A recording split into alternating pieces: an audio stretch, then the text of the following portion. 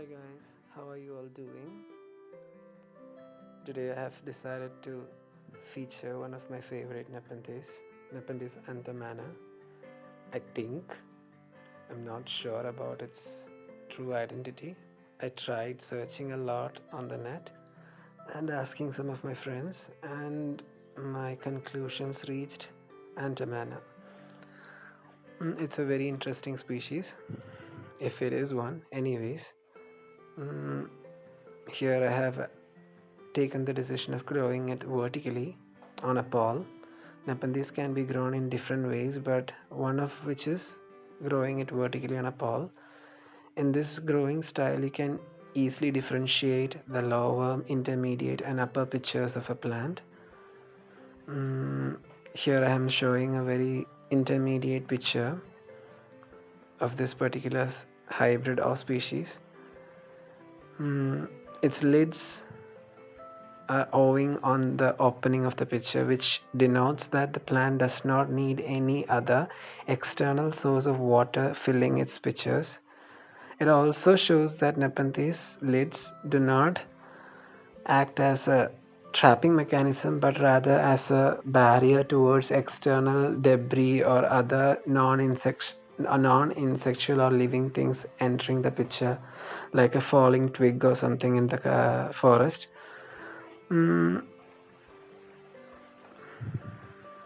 The color on this particular picture is also very interesting. It's kind of like a coppery red color.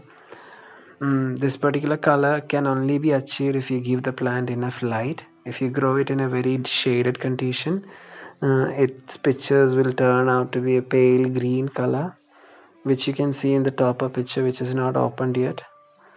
One other joke from the community of growing carnivorous plants, especially Nepenthes, is an unopened Nepenthes picture, which resembles certain human parts, if I caught it lightly.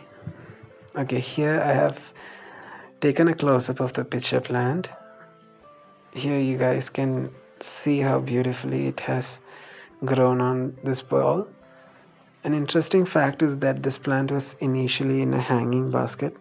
It started drooping down a lot and it didn't look this good. I thought of repotting it, and now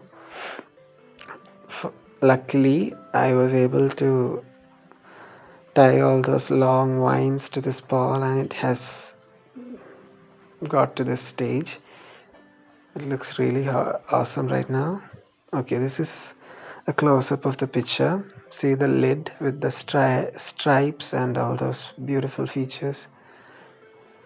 Growing tips and the way I grow them, I have described that in the video, and you can just read what I've written.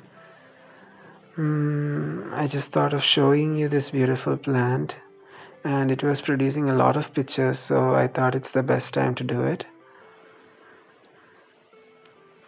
Anyways, hope you guys like the video. Thanks for watching.